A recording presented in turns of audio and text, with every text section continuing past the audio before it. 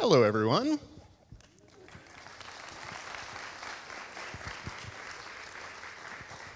I'm Dan Fienberg from The Hollywood Reporter, and Carrie Coon at a sink just killed me, so... Anyway, it's a pleasure to be here talking about Fargo, and we have a great panel of people. Up first, she is a two-time Oscar nominee. She's the star of TNT's Major Crimes, and she's in town this weekend for a little reunion tomorrow night you might have heard of. Mary McDonnell.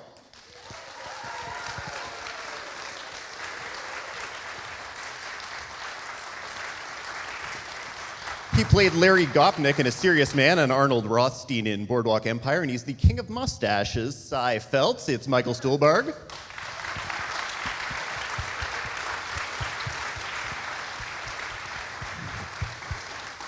He produced for the Coen brothers on Big Lebowski, Fargo, and The Man Who Wasn't There, and he directed The Law of Non-Contradiction, which was the LA episode, John Cameron.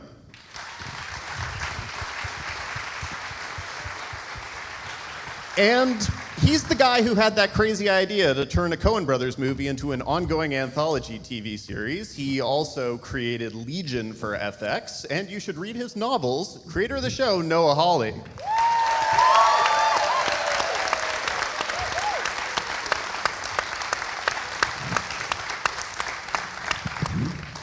Yeah. Thank you. So I feel like there are probably about 15 different places to start, but I guess my first question is, to the best of my knowledge, he's the only person to appear in 3 seasons. When did Fargo become Fargo the Mr. Wrench Chronicles? Well, you know, if you live in Austin, you know that we have a huge school for the deaf here, and the idea originally came from just wandering around this neighborhood and seeing sign language on a daily basis, and it's such a visual way of speaking, A, and B, if you speak sign language, most people can't understand what you're saying. So I thought it was interesting on that level. And then, you know, this year I didn't really see any other connection that would be possible, I don't think. I don't know, he's such a great character, it feels like to me. Russell Harver is such a great component of the show, so. Now, when you started the season, all the hype was about Ewan and his 2 characters, and obviously he's great, but as we get towards the end of the season, it's become this story of these 3 kick-ass women, of Nikki, of Gloria, and of Winnie. Was that something you saw from the very beginning? And don't forget the widow Goldfarb. And of course, the widow Goldfarb. Hello. Thank you, Noah. Well, you know, I mean, Fargo, if you think about Fargo, the movie, it has a female identity to it, and it was Frances McDormand's movie as much as it was Buscemi's and you know, and Jerry Lundegaard, Bill Macy. But that was really important to me to keep that female identity, and in the first year, there was sort of a corollary between Molly and Marge, and then the second year when it became clear we weren't going to have a female cop, then it became even more important to keep that female identity, but I was able to branch out and have Kirsten Dunst and Jean Smart and Rachel Keller, and you know, it became an embarrassment of riches. And so here, knowing that I was going to have 2 female detectives, I wasn't willing to sort of surrender that expansive female identity, and along came Mary.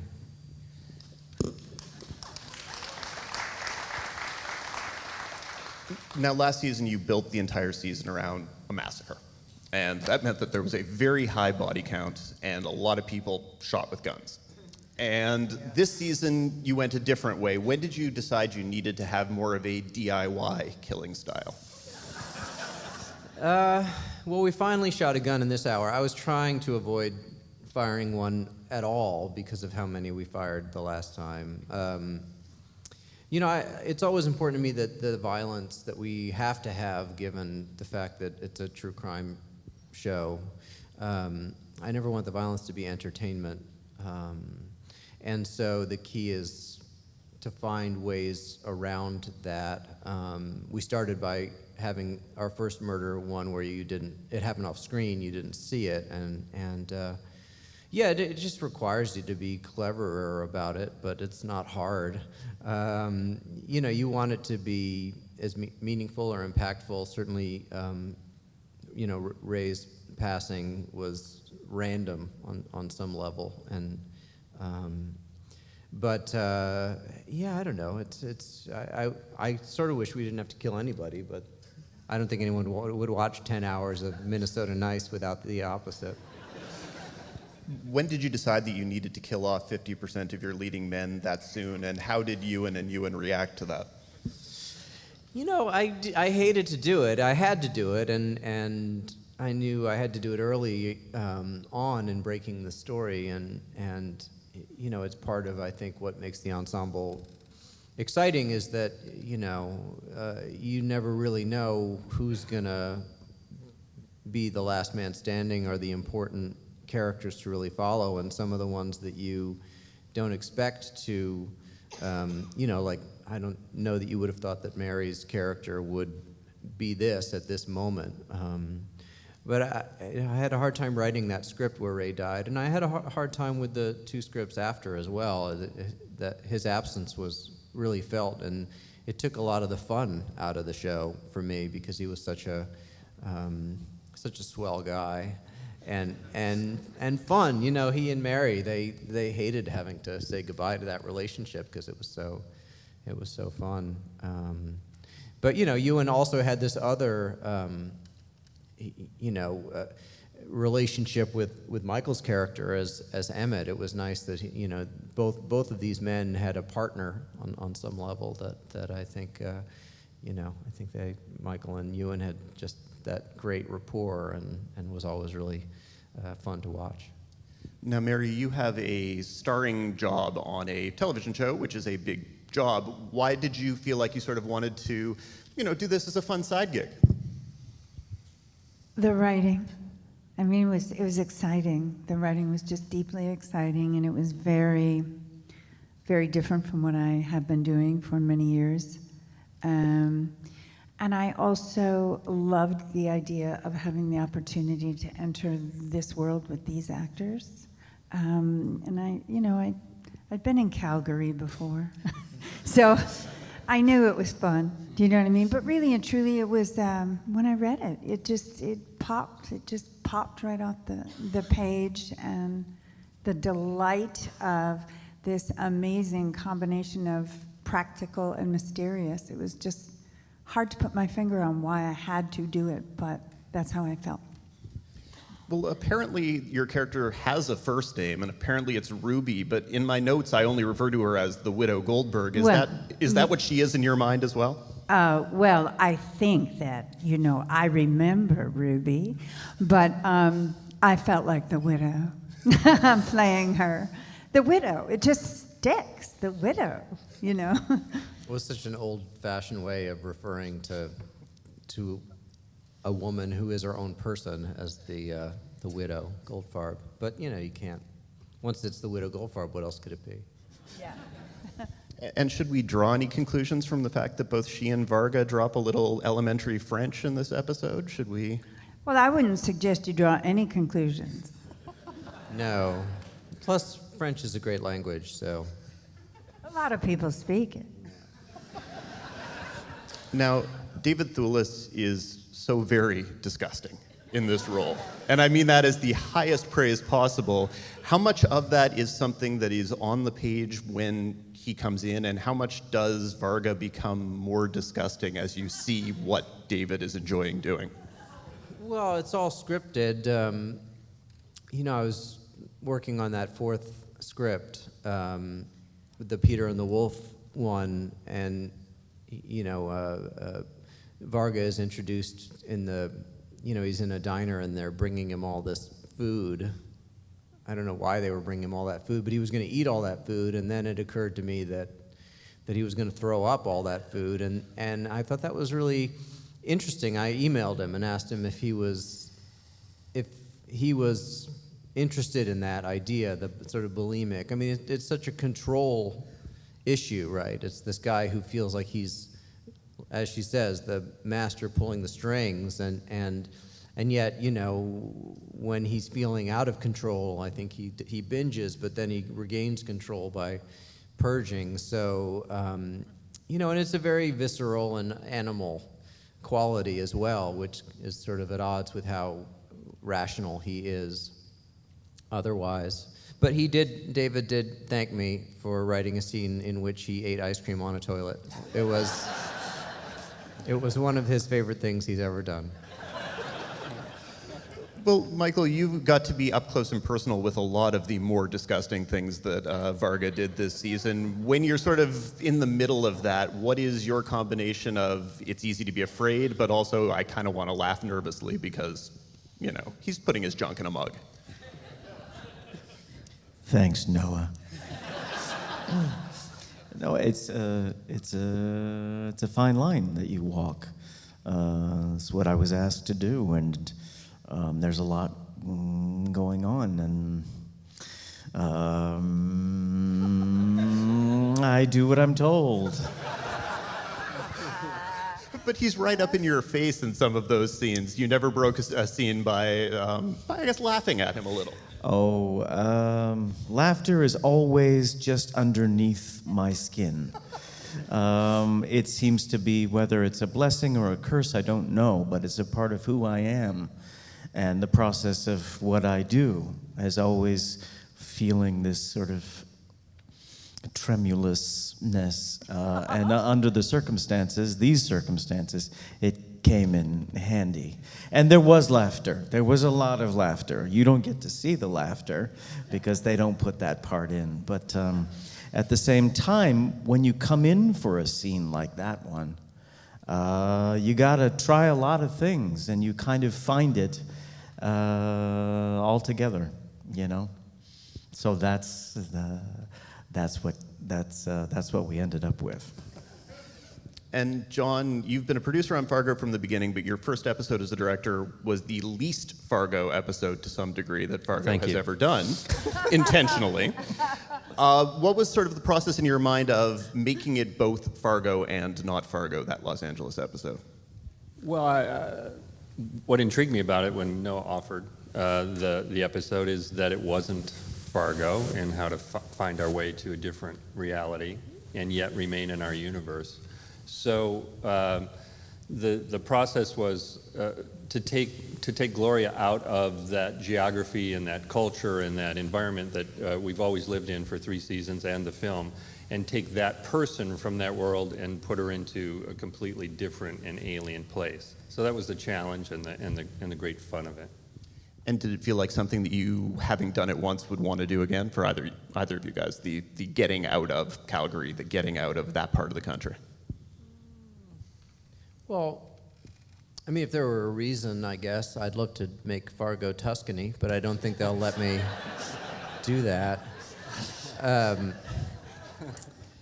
But yeah, I mean, it's funny how risky it seemed to everyone, in our third hour to go off, to leave all of our highly paid movie stars behind and go, to Los Angeles with Carrie and spend a lot of time with actors we had just met who were playing, these Hollywood characters from the 70s. But it felt like a really important risk to take and to establish sort of right away that this was different, a different story in a different year, and we were telling this story, and I think it was important. I think it was really important, certainly for how much you invest in Gloria, but also I think it was important, everything that happens in that episode thematically is still playing out over the course of the season. It really sort of sets the tone on a lot of levels. And that's also the episode that introduces Ray Wise. Talk about the origin of the sort of strange chocolate and peanut butter and chocolate of the Big Lebowski meets Serious Man bowling alley scene from last week's episode. Oh, yeah. Well, do I have... okay. Demystify it for me, please. Well, there was...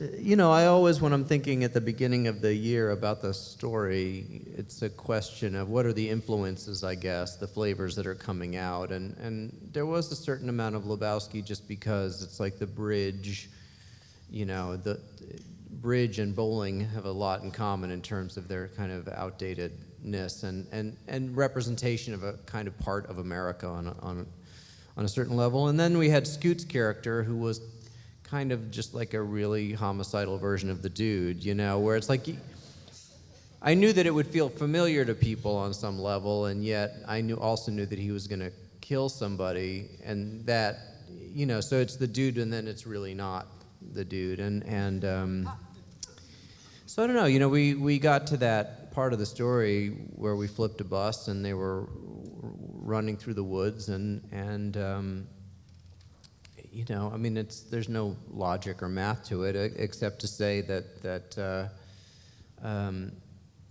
you know, I think I was interested in this idea because, as you saw in tonight's episode, what does justice even look like when we can't agree on the facts, right? When she has her facts and he has his facts, and, you know, a guy confessed and there was evidence in his car and he's going to jail, and that's what happened, right? That's the truth. We know that's not the truth, but we can't prove it. So there really is no justice, but I was interested in the idea of a cosmic justice, you know, this sense, hopefully, that as, you know, as Winnie says, we all know Jesus wins in the end. You know, it's like at some point, everyone's going to have to face that bowling alley in the sky.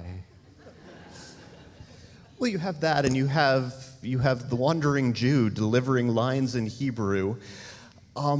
This season has felt, I would say, significantly more both cosmic and theological than previous seasons. How would you describe the show's sort of pan-theology?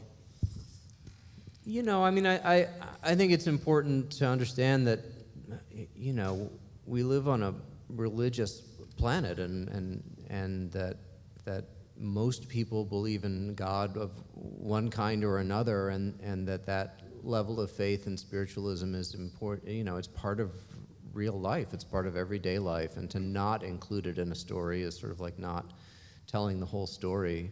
But I also don't have a point of view on anybody's particular views. Like, everyone believes what they believe, and I think those are all completely valid beliefs. I think, you know, there's always this sense with Fargo of like, well, what does it mean, right? And I think the answer is it means what you think it means. It means what you want it to mean. You know, I don't know how to describe it otherwise. You know, the whole Russia Cossack part of this story came from my own family's experience. My mother's mother, you know, fleeing Ukraine in the middle of the night and at 5 years old with her 9 siblings, and you know, with the Cossacks on their heels, and coming to America. And for some reason, that was a story I was interested in telling, and I you know, read that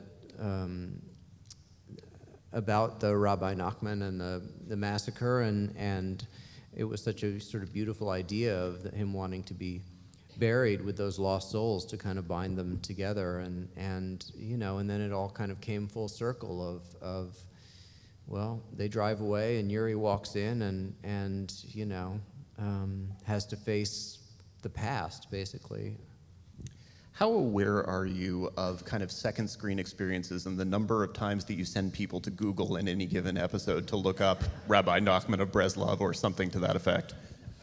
You know, I don't think about it too much. I like to think that I'm trying to make things that you want to watch more than once. So that's the only second screen I'm really thinking about is, you know, because hopefully what I'm doing is I'm making something unpredictable that in the end feels inevitable, right? So when you look back, you go, well, of course, this led to that and this led to that. But while you're watching, because we have so many kind of random pieces on a collision course and you don't know which ones are going to collide and when, right? You don't know at 4 hours in that Ray's not going to make it and Nikki's going to be throwing a paperweight grenade into a truck, you know, in the 9th hour, and that Yuri's, you know, in the middle of a hot pursuit is going to wander into an existential bowling alley and not come out. Like, none of these things.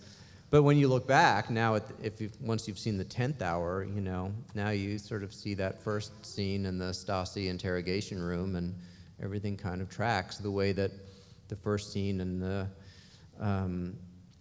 you know, the fake Ronald Reagan movie from the beginning of the last year, which, you know, sort of set up a lot of our themes of waiting for Reagan and you know, the Native American storyline, et cetera.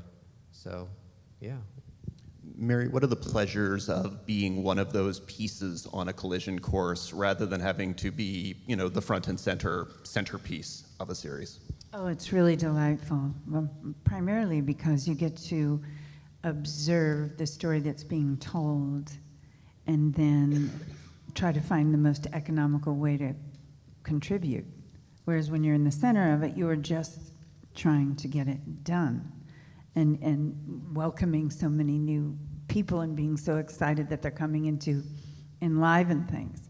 So in this case, and plus it was so late in the game, even though it was halfway, but it felt like this story had been being told for years. Do you know what I mean? When I got up there, it was intimidating. It was sort of like, oh, I'm really glad I'm not watching this show yet, because I'm sure that my ego would try to do things that I thought were cool. Do you know what I mean? And it was really wonderful to have the scripts, but not have seen any of it yet. When I came in, it was helpful, really helpful. And Michael, having worked with the Coen brothers and now getting to work on this Coen-adjacent experience, what are sort of the similarities and the key differences you would describe between the way that John and Noah and this team work compared to Joel and Ethan?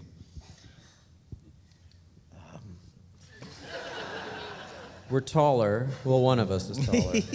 One of us is definitely shorter. The writing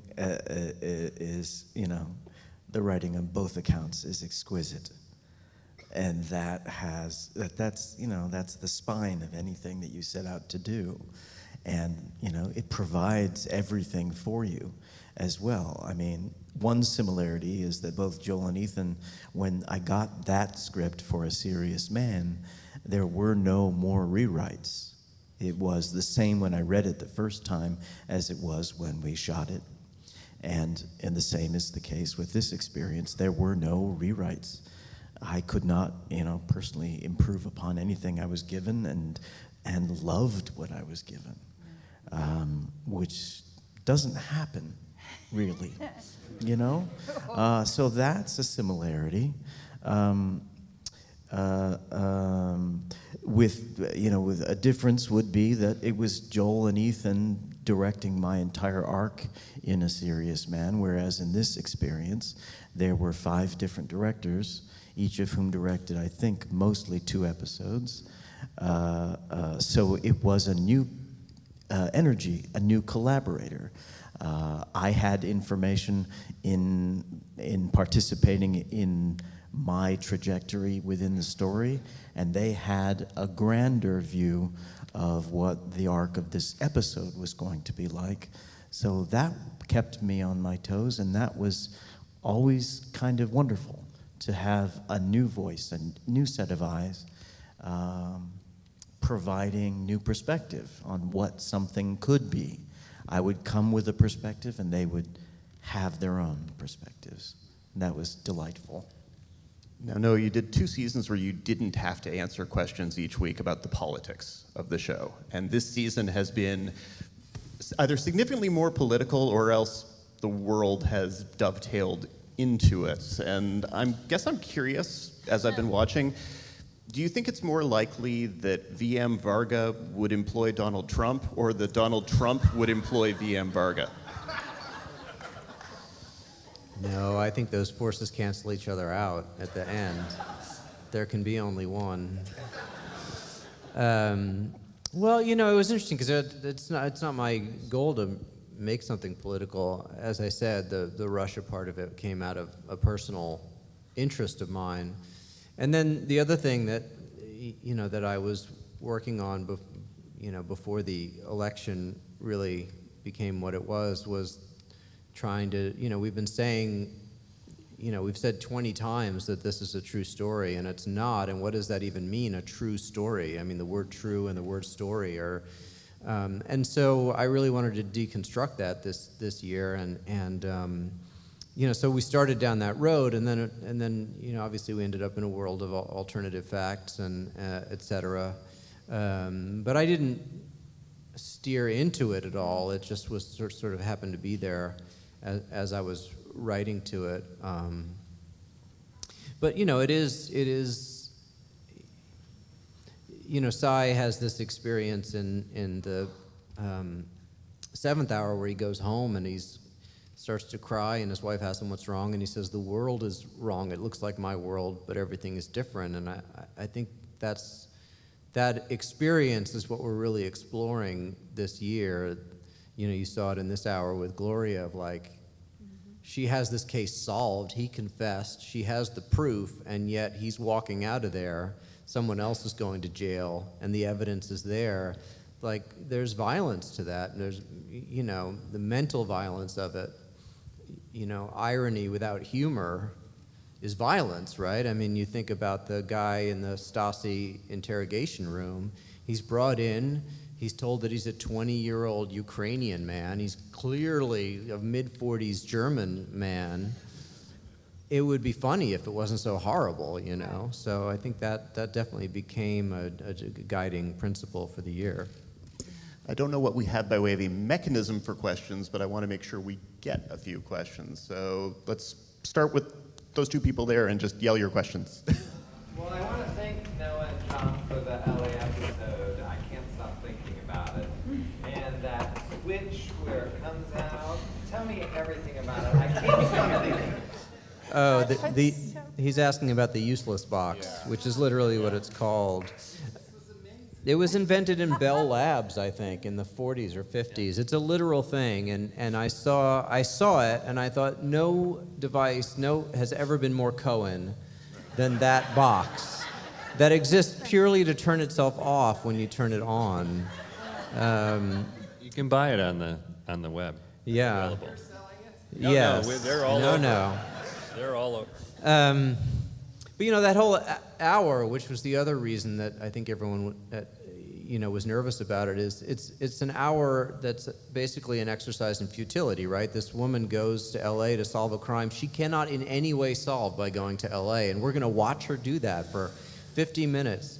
And yet, she finds a story there, because there's always a story, and so my hope was if I did my job right and John did his job right, that somewhere about halfway through you would think, I think she's going to solve it, right? There's a story, and it's like, he was involved with this shady producer, and look, he almost killed the guy, and Even though we know.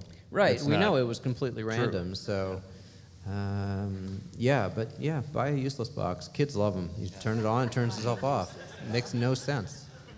Right next to that one. So, again, thank you for coming, and thank you for the LA episode. I wanted to ask about the animation in that episode. Like, it has a really Hertzfeld kind of feel to it. And also for the actors, like, is there any trick that you do to stay in the accent? Or, when you're, yeah. Well, the animation we did with a company called Floyd County, and I wanted something that was, sort of simplistic in a way, and that evolved over time. The longer he was alive and the more sort of complicated the story was, we started bringing in this mixed medium. I was obviously aware of Don, and I've spoken to Don before. He's also an Austinite, and I love his work. But it was just a journey of discovery of starting to create these characters and then to put them into these situations. I'd never done animation before, so that was a whole discovery process. So, how do you guys feel about the accent, Michael? You've obviously done Minnesota before. No, actually, I at the beginning of the Serious Man experience, I asked if they wanted me to incorporate that kind of thing, and they said no. Yeah. So I think I used it maybe in one line in that whole movie, because I said, I gotta fit it in here somewhere. The truth about the dialect is that it's a little challenging if you've never done it before to learn it, but once you learn it, it's really hard to let go. Really hard. In fact, I don't ever want to let it go. No, it's really fun to do, and you kind of bring it with you, Jeffrey Donovan is from Massachusetts, and their vowel sounds are the opposite of the Minnesota vowel sounds, and in order to get to the accent, he had to physically hold his jaw in place to get the accent, and that's why his performance became so rigid, because he was, that physicality then became the character. But then after that, he went to do the Rob Reiner movie, and he played JFK, and he murdered the Massachusetts accent. He could not stop doing the Minnesota accent. So if you see it, and JFK sounds like he's from St. Paul. What else we got out there? Hello. So I thought that you guys did a really good job with the culture in Minnesota. I was wondering, have you heard of the Schwann's truck, and have you thought about incorporating that? The Swan's truck? I don't think I have heard of No, that. No, that's a new one for me. Yeah. It's like perfect because they like deliver food in a freezer truck. Oh, yeah. There's like so much story there. I know. Thank you. It's important to keep things cold. In frozen Minnesota. Let's go over there. This brilliant writing. The Peter and the Wolf episode was just absolutely, just something really, I'm trying to describe, not a question, but it was so brilliant. How did you come up with the concept? And I mean, when I think about Peter Wolf, I think about when I was a child and listening it, in a symphony. So it was really brilliant. Yeah, I have young kids, and I had played it for them, so it was sort of in my head. But, I'm always looking. Part of doing this 10-hour movie is that it needs to be a cohesive movie on some level. But it's also made up of these individual hours, and I'm always interested in, what makes this hour unique on some level? What's the structural idea behind it? And sometimes you find something like Peter and the Wolf where you think, oh, well, this is really good because we've just been in LA for an hour, it's our third hour in, and you've probably forgotten all about these other characters, and yet here you have this amazing piece of music which says that each character has its own instrument, and when you hear that instrument, you think of that character, and it seemed like really interesting to appropriate that. And then fun in some ways, you say it out loud, and then the audience is left to wait for the cue, right? When you hear the bassoon, it's grandfather, and when and then we have that great moment where Gloria passes Nikki outside the parole office, and the instrument hands off, or when Ray comes out of the after being fired and sees Cy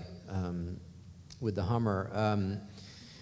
So yeah, it sort of fell into place, and I had done. We did at the Television Critics Association. You do these big panels when you're launching the show, and I had filmed the hair and makeup test, and I always turn those into something interesting, I hope, and I'd use that piece of music there. So it just all fell into place.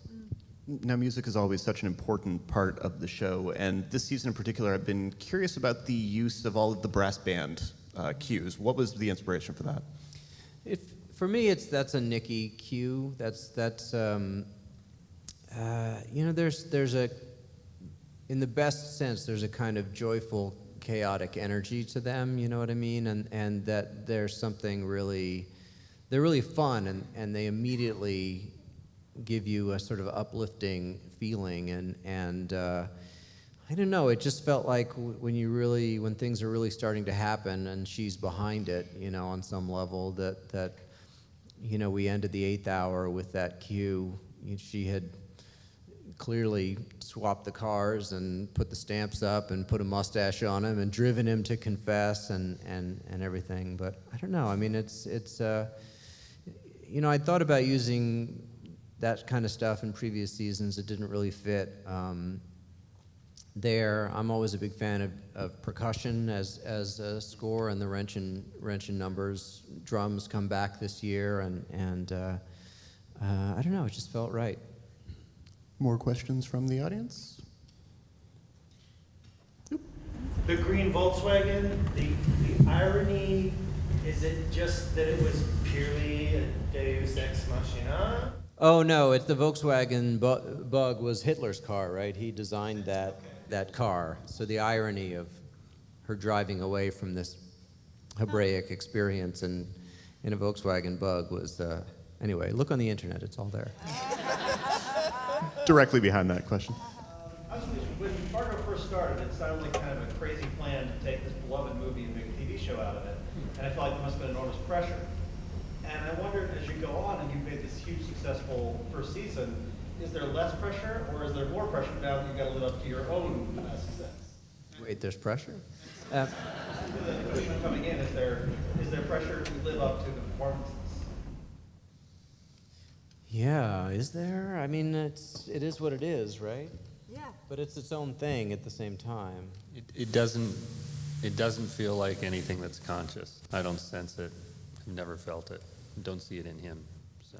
Yeah, I mean, you don't want to repeat yourself, I think, and yet at the same time, there are certain archetypes, right? There's, you need a force of good, and you need a force of evil, and you need someone in the middle who's like, should I go this way or that way?